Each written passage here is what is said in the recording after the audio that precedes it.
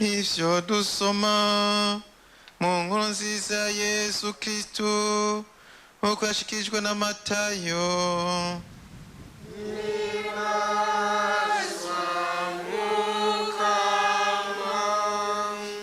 Muri irya misi Yesu yabariye abigishwa biwe ati, erega abagira ngo mukama mukama sibo bazokwinjira mu bwami bw'ijuru, abazokwinjirayo nibarya bakora ico data ahangamye mw'ijuru ashaka. Uyu munsi benshi bazombwira bati, mukama mukama, ntitwavuze ibizoza ku izina ryawe, ntitwirukanye amashetani ku izina ryawe, ntitwakoze ibitangaro vyinshi ku izina ryawe. Nanje nzoca ndababwira imbona nkubone nti, ntaho nigeze ndabamenya. Mve mu maso mwebwe mwirirwa mu kabi. Umuntu wese rero yumva ayo majambo mvuze akayakora asa n'umuntu w'inkerebutsi yiyubakiye inzu ku rutare. Imvura iragwa, imivo iratemba, ibivumbuzi bikaza vyahigiye iyo nzu, ariko ntisiduke kuko yubatse ku rutare. Nawe wumva ayo majambo mvuze ntayakore, azomera nk'ikijuju cubatse inzu yaco ku musenyi. Imvura iragwa, imivo iratemba, ibivumbuzi bikisuka kuri nyanzu, nayo igasenyuka, agasigara yipfumbereje. Yesu ahejeje kwigisha, ishengero risigara riri kugura ivyo avuze, kuko yabigisha nk'umuntu ari n'ubukuru, ataho bihuriye n'abigisha babo. Iryo ni ijambo ry'Umukama. Kristu shemezwa. Twubakire ubuzima bwacu ku rutare ariwe Yesu Kristu.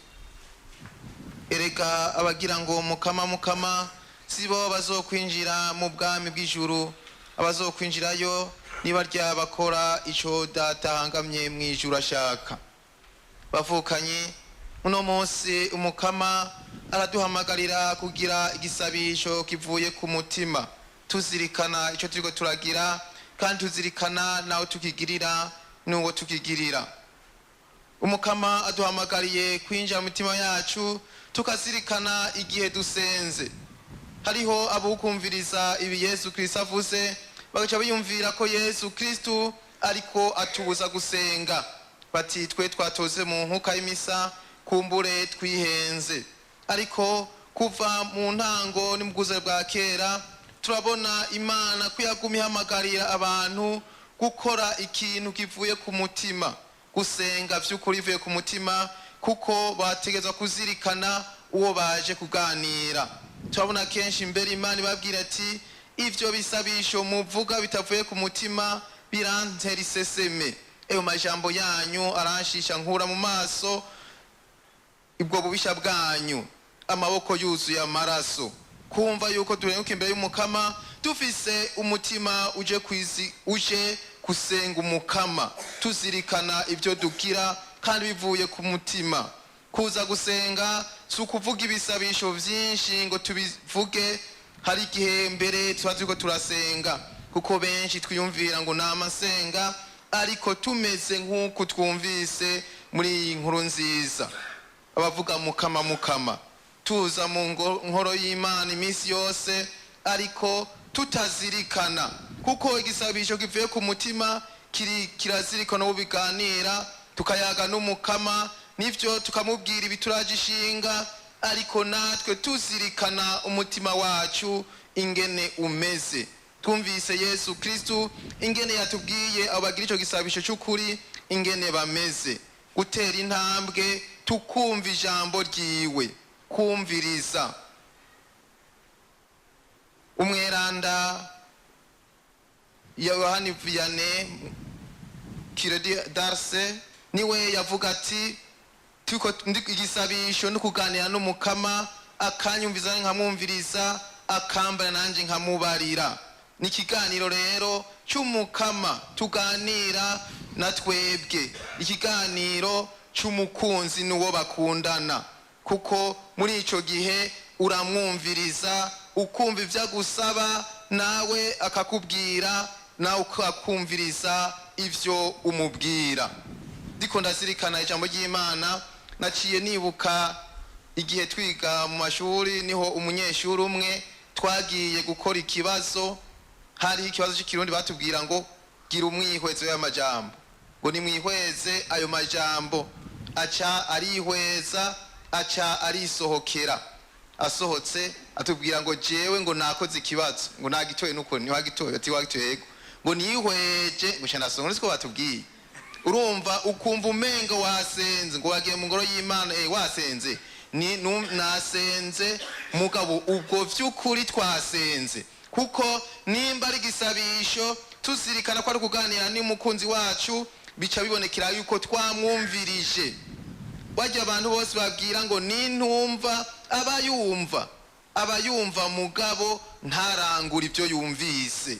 No munsi rero mukaba tubwira uko nyene kumviriza ijambo ry'umukama navyo ko twaryumvirije, mambe kusenga ko twasenze neza tukaganira n'umukama nuko twumvise ivyo yatubwiye. Nawe Yesu Kristo nta kindi atubwira atari guhamagarira kurangura ishaka ryiwe, urukundo, kurangukira mu byo dukora, uvyumva hanyuma akayarangura agakora ivyo ndamubwiye. Tugire Kristo umaze gusenga akaganira n'Imana arumva ivyo umukama mubwiye, hanyuma yavyumva akabishira mu ngiro.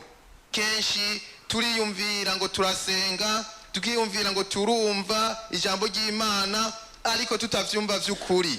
Kwicara tukarizirikana, iryo jambo ritubwira iki, riduhamagarira iki. Sukwama tugenda tuvuga ngo jewe Imana iri ngaha na hariya, ngo jewe Imana yambwiye ko nkora iki, nubwo wagikoze. Kurangura ivyo umukama tubwira, yatubwira ati ubyumva ntarirangure ameze uku, ameze nk'ubakira inzu yiwe ku musenyi. Ati ubyumva nawe akarirangura n'incabwenge yubaka inzu yiwe ku rutare, imvura iragwa imivo igatemba. Kubakira ku rutare n'ubwa mbere kumviriza, tukicara tukumviriza Yesu Kristo, tukumviriza ivyo tuyagira, hanyuma bikagaragarira mu buzima bwacu bwa misi yose. Tatubwira ngo tuzokumvirize hanyuma dutahe tuvuga ngo jewe narumvirije umukama, ngo jewe umukama ari ngaha cyangwa ameze uku, ariko kubona ivyo twumvise ko birangukira mu byo dukora. Ijambo ry'ukumva ni ijambo ryari rikomeye ku Banyisirayeli. Mu mbere ryari rimeze nk'ibwirizwa rya mbere.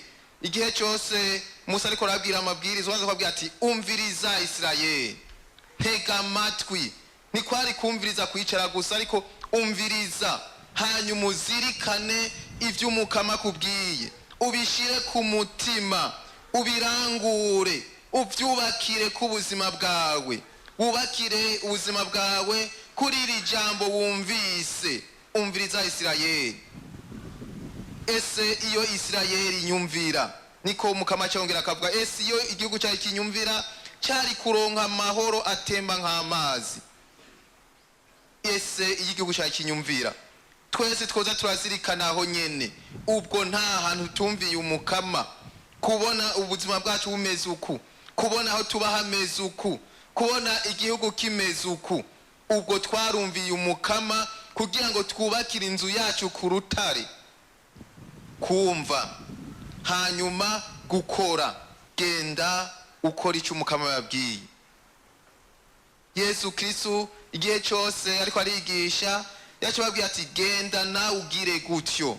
Igihe yari yahejeje kubacira umugani w'Umunyasamariya w'ikigongwe, arababwira ati ninde muri abo yabaye umuvukanyi w'uyo muntu, cyangwa ati nuwo yamurengutse ko akamujana akamugwaza. Nawe ati genda mugire mutyo, kugenda kurangura ivyo wakoze, bavyo wumvise.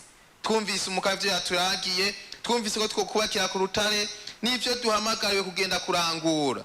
Ariko niyo tutumva iryo jambo rya Yesu Kristo aduhamagarira, ntiturirangure, ntituzoba twaryumvirije, kandi n'ibisabisho byacu bizoba kuvuga ibisabisho gusa, ariko atari gusenga, twiyumvira ngo twasenze ariko twavuze ibisabisho.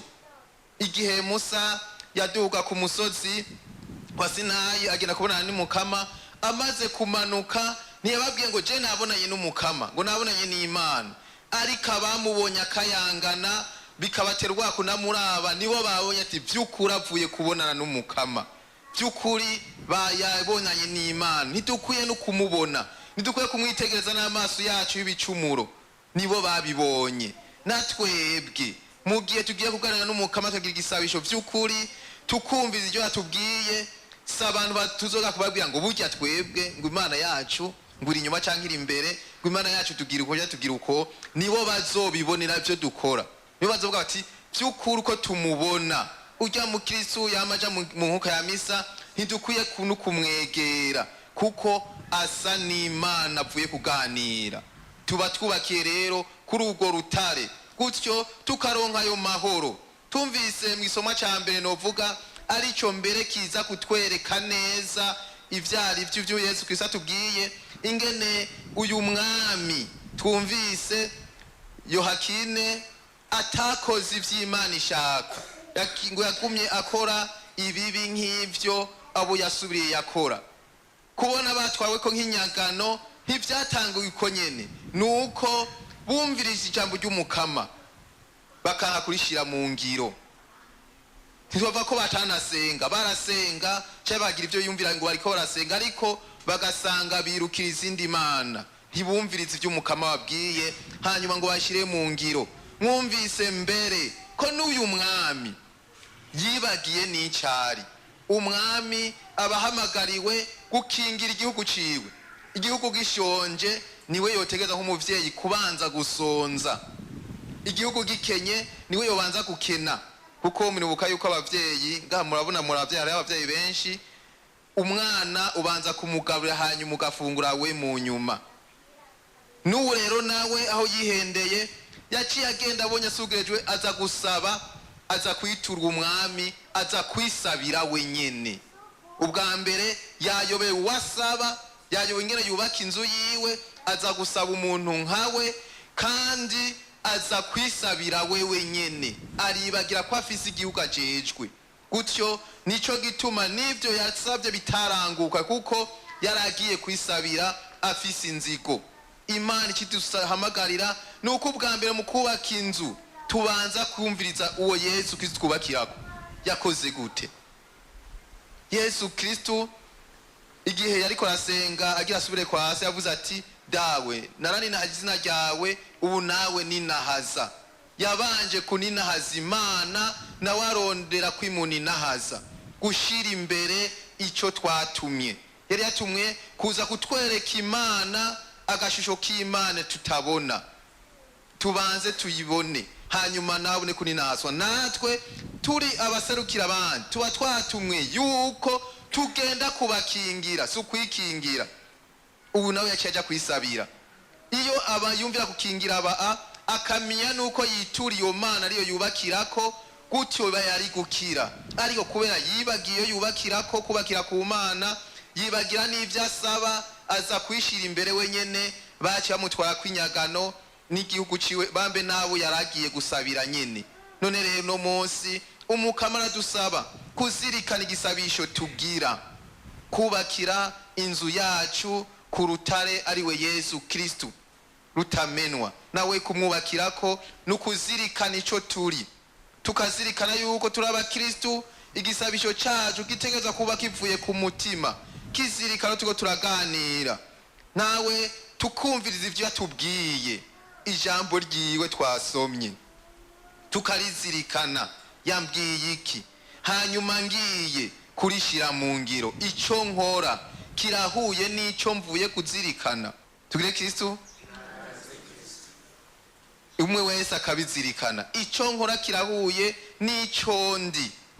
n'ahandi ho tuzosanga tubaye nk'uko twumvise nk'umwami badutware kw'inyagano canke ivyo tubona byose vyame bituburira kubera iki dusanga twaboshwe n'ivyo gutwarwa kw'inyagano. Nimuce mwiyumvira ngo je ndazi ngo ndazi ingene meze ngo mfise ngo abasirikare ngo mfise ngo ntanda inyagano ntiwazontwara. Gutwarwa nk'inyagano bwa mbere nuko kuboha n'igicumuro kikakubuza kwidegemvya. None umaze kuba ufise amahera kunanira kuheba kumva yuko ari ushingiye ku buzima aho ntaba kuboshe. Ufise ubukuru nkukavuga ati je ndi mustaneri sinzogera ndahavuye, ukibagira yuko ubukuru uzotera bugahera kandi uzonapfa. None aho wewe ntiwatwaye kwinyagano n'ubwo bukuru ufise, ntimwiyumvire ngo bazotwara kwinyagano, ahubwo nukubohwa n'ico nyene ukora ico urimwo kikakunanira kugira umwidegemvyo bikanga yuko ukirekura. Kuko aba batwaye kwinyagano ntibari bafise umwidegemvyo yo kuva iyo bari ngo baje iyo bashaka.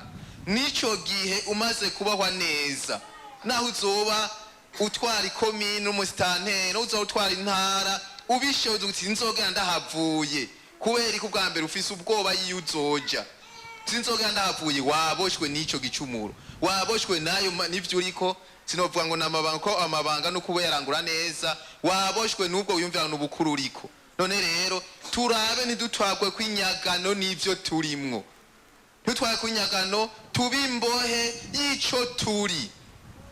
Twubakire rero kuri Yesu Kristo we rutare rutamenwa, tugire Kristo.